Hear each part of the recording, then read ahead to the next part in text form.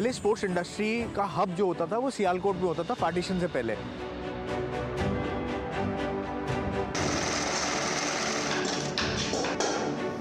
Partition के बाद areas allocate हुए थे कि भाई जो वहाँ से लोग माइग्रेट कर रहे थे उनके लिए आगरा में, मेरठ में, कुछ लोगों को दिल्ली में, कुछ लोगों को पंजाब में उन्होंने रिफ्यूजीज़ के लिए कैंप्स लगाए थे वहाँ पे रीलोकेट करने के लिए।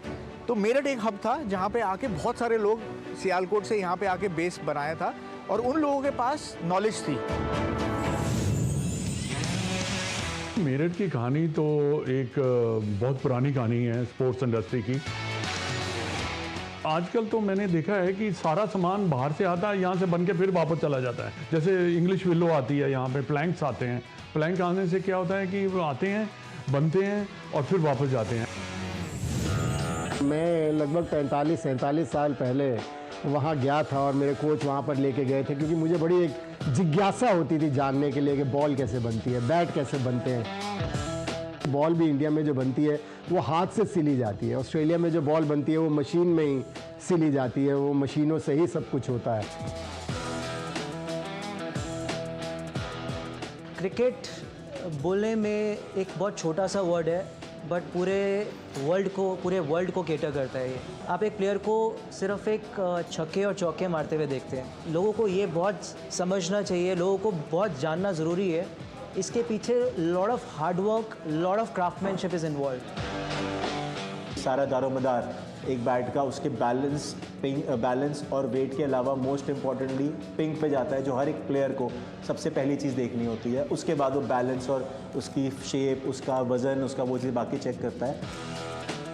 क्रिकेट में अगर आप देखें तो SG है, SS है, इन ब्रांड को अगर हमें और बड़ा करना है जिससे ये वर्ल्ड के बिगेस्ट इवेंट्स को ऑर्गेनाइज कर सकें, ओलंपिक के अंदर भी लग सकें, तो वो दिन दूर नहीं है कि हमारे ये इक्विपमेंट इंटरनेशनल भी, ओलंपिक के अंदर भी लगेंगे।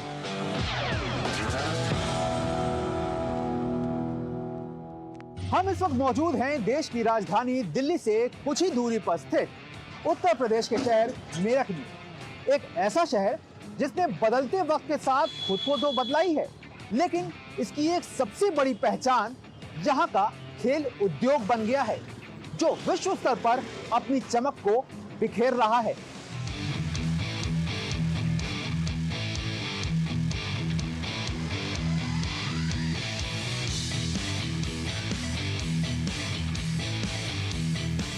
मेरठ के स्पोर्ट्स इंडस्ट्री की जो पहचान है वो क्रिकेट से है, और क्रिकेट की जब बात आती है तो फिर इस गेंद की बात का जिक्र किए बगैर पूरा नहीं हो सकता। मेरे हाथ में इस वक्त SG की पूरी तरह से तैयार ये गेंद है जो क्रिकेट के मैदान पर धमाल मचाती है, लेकिन इस गेंद को तैयार करने के लिए क्या कुछ मेहनत लगती है, क्या वो प्रोसीजर होते हैं, आज हम इस डॉक्यूमेंट्री के माध्यम से आप तक पहुंचाएंगे। तो सबसे पहला प्रोसीजर है, इस लेदर को सॉफ्ट किया जा रहा है। तो देखिए इस तरह से इस लेदर को सॉफ्ट किया जाता है और इसको सॉफ्ट करने में करीब पूरा 1 दिन लग जाता है। तो ये हैंडमेड तरीके से सॉफ्ट किया जा रहा है। ये मशीन है जिसके माध्यम से भी लेदर को जो है वो सॉफ्ट करने का एक आसान तरीका जो है वो सामने होता है।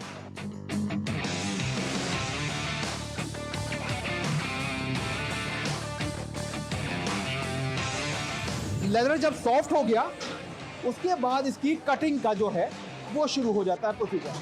तो ये देखिए, इसको एक तरह से इस पे मार्क लगाया जाता है, बॉल का शेप देने की एक कोशिश की जाती है, मार्क लगा करके उतने ही हिस्से को जो है वो काट लिया जाता है।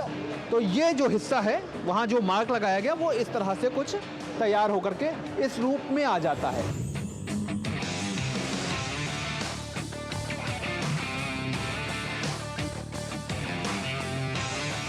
जो 2 अलग अलग लेदर जो वहाँ पे कट किए गए थे वो उसको यहाँ पर इस तरह से, जिस तरह से आप देख सकते हैं कि सिलाई के माध्यम से ये रूप दे दिया गया।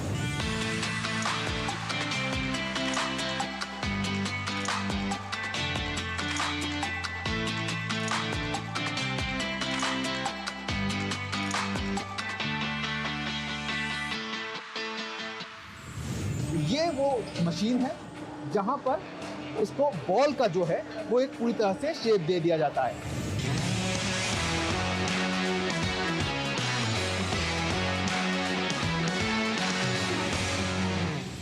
मशीन से निकलने के बाद इस तरह का जो रूप है वो सामने आता है। ये मशीन से निकलने के बाद है और इसके अंदर अब ये कोर जो है वो भरा जाता है। इस तरह से इसको भर दिया गया और ये इस तरह से इसको फिट कर दिया जाता है और यहीं पर इस मशीन के माध्यम से इसका भार भी होता है। जो बीसीसीआई या जो कहना चाहिए कि अंतर्राष्ट्रीय क्रिकेट के द्वारा जो मान्यता प्राप्त जो भार है वो 156 ग्राम से लेकर के 161 ग्राम तक है। तो ये देख सकते हैं यहाँ पर वेटिंग मशीन है जहाँ पर कोर का जो है वो वज़न भी किया जाता है जो कि 156 से 161 ग्राम तक होना चाहिए।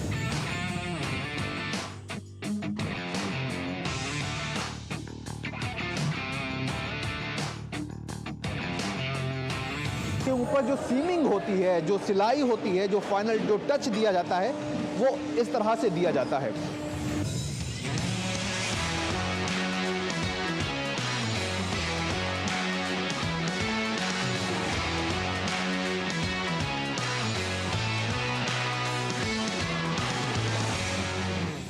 इसके माध्यम से ये बॉल जो है वो तैयार हो जाती है।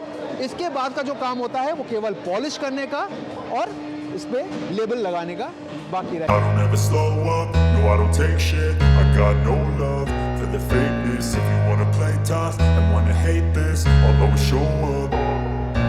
I don't ever slow up, no I don't take shit. I got no love for the fakeness. If you wanna play tough and wanna hate this, I'll always show up and make a statement. I don't ever slow up, no I don't take shit. I got no love for the fakeness. If you wanna play tough and wanna hate this, I'll always show up and make a statement. Everything I do so instinctive and so passionate. Every word I move so descriptive like an adjective. I got a vendetta against people who patented being negative when you should be getting after it. I got facts over tracks, this and that. Spitting slow, spitting fast. I could roast, I could gas. Think I'm okay at last, but I don't know if that can erase all the past. And the pettiness, a reflection of the emptiness. Hilarious, you think you're worth my time, you're delirious. Mysterious, because you hide behind a fake exterior. Inferior, you know I'll always be a bit superior. Get off of me, this ain't no humble brag. I want you to hear words, you can say them back. I want you to feel free from the chains at last, and to believe in what you got, it was built to last, yeah. Now that I've been put through hell, I never got anyone's help. I had to do it all myself. I don't ever slow up, no I don't take shit. I got no love for the fakeness. If you wanna play tough and wanna hate this, I'll always show up and make a statement. I don't ever slow up, no I don't take shit. I got no love for the fakeness. If you wanna play tough and wanna hate this, I'll always show up and make a statement. Gonna learn the consequence of being incompetent. Mental health is confidence, dreams and some honestness. I'm not here to save the day, that's for you to take away. I could play a million mind games, but instead I say something not illogical, something that is topical. Rub it on and watch it go, make yourself unstoppable. Dreams are irresponsible, but they're always possible. If you just believe, you could be so remarkable. परत है वो बेहद अब चिकनी हो गई है और बेहद समतल है और सबसे बड़ी बात क्या है कि इसका जो मॉइस्चराइजर था वो भी अब पूरी तरह से सूख चुका है।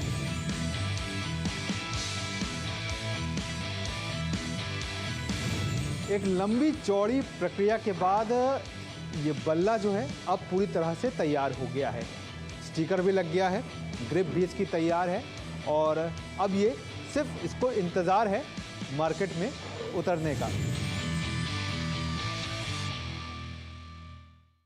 तो आखिरकार क्या वो वजह हैं जिसके चलते मेरठ एक स्पोर्ट्स हब के तौर पर सामने है?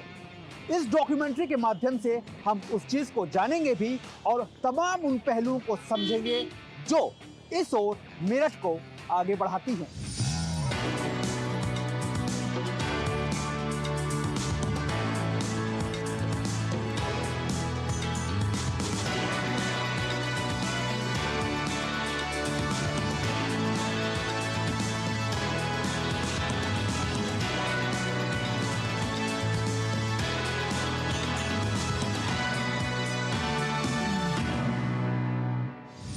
हमारे मेरठ के उपकरण स्पोर्ट्स जगत में पूरे विश्व में सबसे बेहतरीन हैं और पूरे विश्व में इस्तेमाल करे जाते हैं।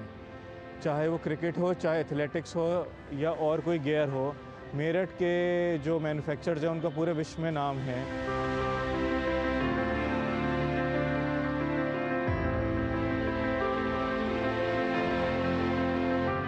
अगर भारत को 2036 ओलंपिक करने का मौका मिलता है तो मेरठ एक बहुत अहम भूमिका निभाएगा, क्योंकि हमारे जो भी उपकरण हमारे एथलीट्स को चाहिए वो हमारे मेरठ के मैन्युफैक्चरर्स बहुत ही अच्छे और उम्दा क्वालिटी पे बना सकते हैं और प्रोवाइड करवा सकते हैं।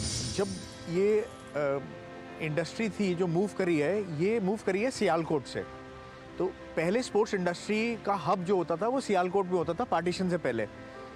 तो जब वहाँ से पार्टीशन के बाद एरियाज़ एलोकेट हुए थे कि भाई लोगों को जो इन्होंने जो वहाँ से लोग माइग्रेट करे थे उनके लिए आगरा में, मेरठ में, कुछ लोगों को दिल्ली में, कुछ लोगों को पंजाब में उन्होंने रिफ्यूजीज़ के लिए कैंप्स लगाए थे वहाँ पे रीलोकेट करने के लिए। तो मेरठ एक हब था जहाँ पे आके बहुत सारे लोग सियालकोट से यहाँ पे आके बेस बनाया था और उन लोगों के पास नॉलेज थी कि वहाँ पे वो प्रोडक्ट, चाहे वो फुटबॉल हो, चाहे वो क्रिकेट बॉल हो, चाहे वो हॉकी की बॉल हो, चाहे वो हॉकी इक्विपमेंट हो, वो नॉलेज भी थी उन बिजनेस ओनर्स के पास और उनके पास मार्केट भी थी कि उनके पास कस्टमर्स पहले से ही थे। तो वो एक फैक्टर रहा है जिस वजह से यूपी में मेरठ, पंजाब में जालंधर, वहाँ पे ये इंडस्ट्री फिर से इस्टेब्लिश हो गई। एसएम के लिए क्रिकेट एक स्पोर्ट नहीं है, एसएम के लिए क्रिकेट एक जुनून है। उसी जुनून से हम अपने प्रोडक्ट्स को बहुत पैशनेटली बनाते हैं। एसएम की एक हिस्ट्री है, it's behind our dad's name. He was famous in the whole world with the name of Pintu Bhai, right from Sachin Tendulkar to Virendra Sehwag or to Virat Kohli, everybody knows him with Pintu Bhai. तो उनका जो एक legacy था, he used to be called the king of woods and he used to be a people's person. So that was one reason we launched SM on his name to pay a tribute to his legacy. बड़े batsman हैं जैसे सचिन हुआ या विराट हुआ या रोहित शर्मा हुआ या hockey के प्लेयर भी जब जो बड़े प्लेयर हैं उनके पास जाते हैं वो तकरीबन अपना वेट के हिसाब से बनवाते हैं कि ये वेट चाहिए मेरे को, ये ग्रिप चाहिए। और इसमें स्किल का क्या है, हाथ से तो जो बॉल है ज़्यादातर हाथ से ही बनता है और बैट की जो चलाई होती है, रगड़ाई होती है, वो एक तो मशीन से होती है, एक उसको बराबर करने के लिए ऐसे हमने देखा है, हमने इंडस्ट्री देखी है मैंने, वो ऐसे करके उसको बराबर करते हैं। तो ये काफ़ी अच्छा स्किल का काम है और हाथ जो स्किल वर्कर है हमारे कंट्री में अभी भी काफ़ी है। हमारे पास लकड़ी आती है, चाहे वो इंग्लैंड से आए, चाहे वो कश्मीर से आए, वो एक क्लेफ्ट के फॉर्म में आती है जो कि उसको फिर हम यहाँ पे प्रोसेस करते हैं। उस क्लेफ्ट को हम यहाँ पे प्लेनर्स पे थोड़ी सी जो एक्स्ट्रा वुड है वो निकालते हैं, उसको कटिंग करते हैं, उसमें स्प्लाइस निकालते हैं जिसमें बाद में हम हैंडल लगा सके। फिर उसके बाद थोड़ा सा उसको प्री शेप देने के बाद जब हैंडल लग जाता है, उससे पहले उसको प्रेस करते हैं, फिर उसके बाद प्री शेप देने के बाद उसमें हैंडल लगा के जो बैट मेकर्स हैं, जो हमारे एक्सपर्ट बैट मेकर्स हैं, वो उस पे से जो वेट निकालते हैं या उसको वो शेप देते हैं जो मॉडल बनाया जा रहा है। उसके बाद फिर ये बैट जाता है सैंडिंग पे, क्योंकि जो वुड है उसका सरफेस हमें बड़ा इवन करना पड़ता है, वो उसको सैंडिंग करके ही हम उसकी इवननेस लाते हैं। वो प्रोसेस करने के बाद फिर वो बैट जाता है जहाँ पे हम उसकी वैक्सिंग या बफिंग करते हैं ताकि और एक शाइन आ जाए, जिसकी वजह से जो बैट जो है वो एकदम शाइन करता है, लगता है हाँ यार ब्रांड न्यू है, उसकी लुक इनहैंस हो जाती है। उसके बाद उस पर स्टिकर लगता है, स्टिकर लगने के बाद ग्रिप लगती है, फिर उसकी जो पैकेजिंग होती है उसके बाद वो बैट रेडी हो जाता है शिप करने। आप एक प्लेयर को सिर्फ एक छक्के और चौके मारते हुए देखते हैं, आपको ये नहीं पता कि आपको लोगों को ये बहुत समझना चाहिए, लोगों को बहुत जानना ज़रूरी है। इसके पीछे lot of hard work, lot of craftsmanship is involve. The entire team that works for cricket equipment, it's a very hardcore labor is involved. It's not something कि आपने एक मैजिक वॉन्ड घुमाया और क्रिकेट का प्रोडक्ट बैट बन गया, glove बन गया या बैग बन गया। उसके पीछे बहुत ही कारीगरी लगती है। हमारी जो वर्कफोर्स है बहुत ही बारीकी से इन चीज़ों को बनाती है।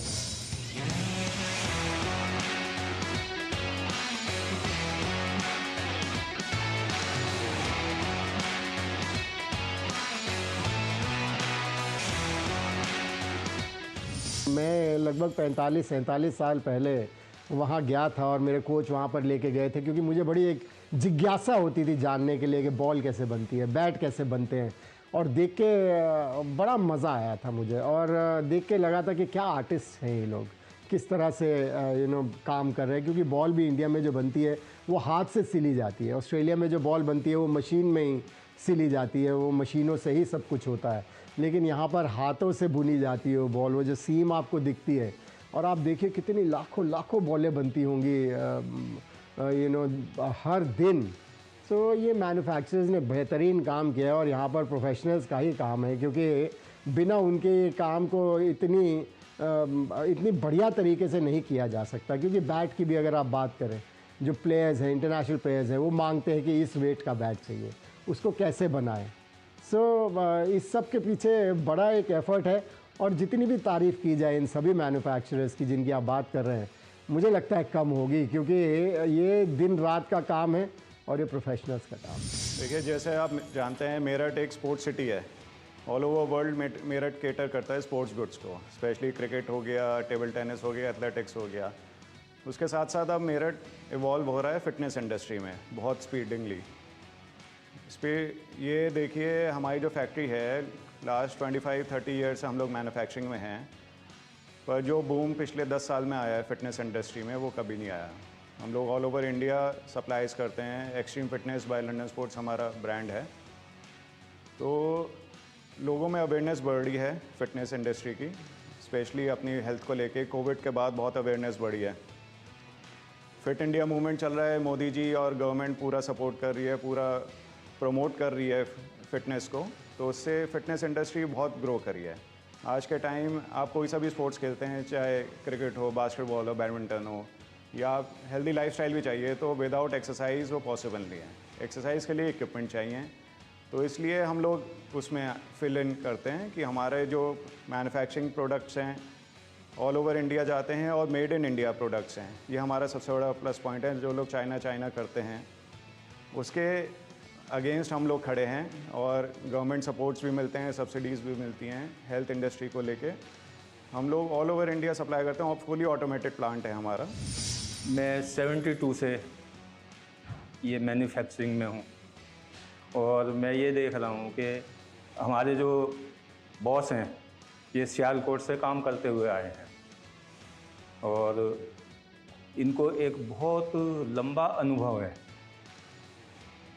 और यहाँ आके वही अनुभव हमने भी शेयर करा, और उसमें ये है कि जो प्लेयर्स हैं, जो प्लेयर्स की नब्ज़ होती है, जो उनको चाहिए वो हम देने की कोशिश करते हैं। और हमारा जो है लगभग 80% वर्क जो है हैंड वर्क है, जिसकी वजह से हमारा बैट ज़्यादा पसंद किया जाता है। और टाइम पे हम जो है इनको प्लेयर्स को रीड करते रहते हैं कि उनको क्या चाहिए। इसलिए मेरठ का जो है नाम आगे है, और मेरठ इस समय एक तरह से हब बना हुआ है क्रिकेट का।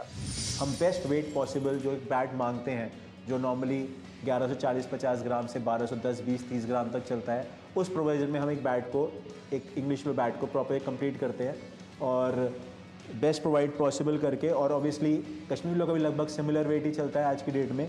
तो वेट को विद बेस्ट बैलेंस, प्रोफाइल आप देखें बैट का, हम प्रोफाइल प्रॉपर्ली चेक करके, वज़न चेक करके, शेप हम प्रॉपर प्रोवाइड करते हैं। उसके साथ साथ बैट की नॉकिंग चेक करते हैं, जो एक बड़ा सिंपल सा वो है कि हमें नॉकिंग चेक करनी है बैट की।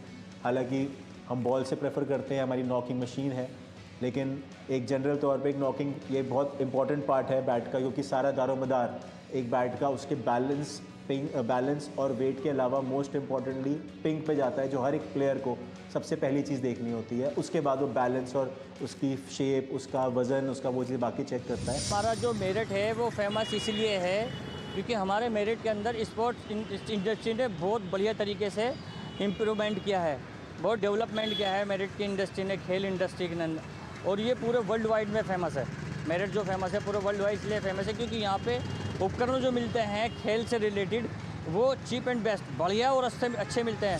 हम अक्सर देखते हैं कि जब खिलाड़ी मैदान पर उतरते हैं तो उनके प्रदर्शन पर तो निगाह होती है, लेकिन साथ ही साथ उनकी जर्सी का भी जो क्रेज होता है वो आम लोगों के बीच में काफ़ी ज़्यादा देखने को मिलता है। और इस कड़ी में मेरठ का जो स्पोर्ट्स वियर उद्योग है वो बिल्कुल भी पीछे नहीं है।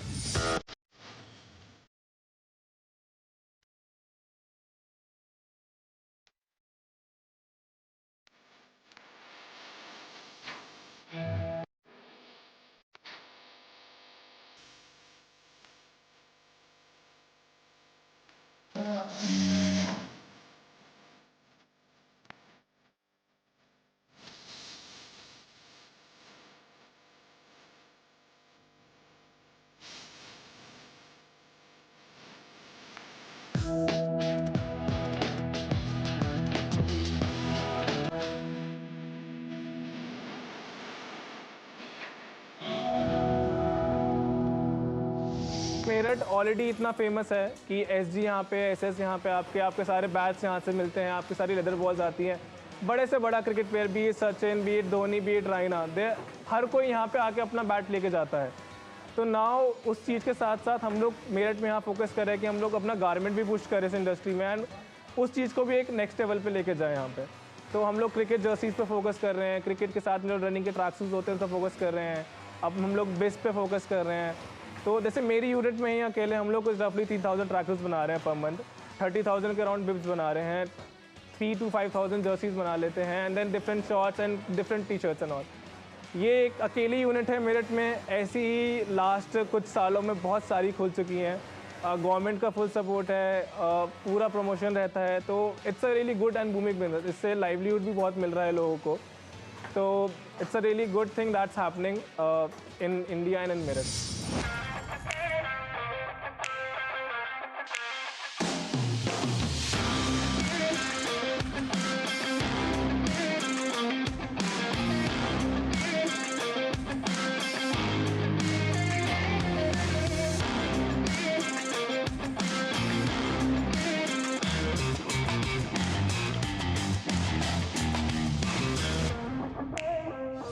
क्रिकेट बैट, टेनिस बैट में बहुत क्रांति आई है।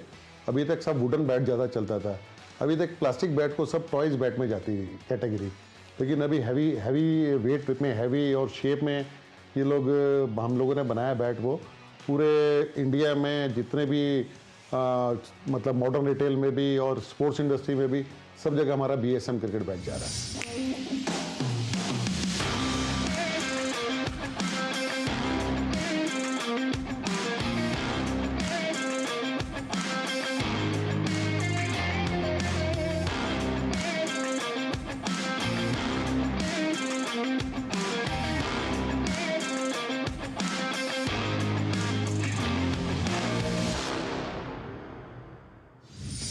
तो प्लास्टिक का ये बल्ला अब तैयार हो गया है पूरी तरह से।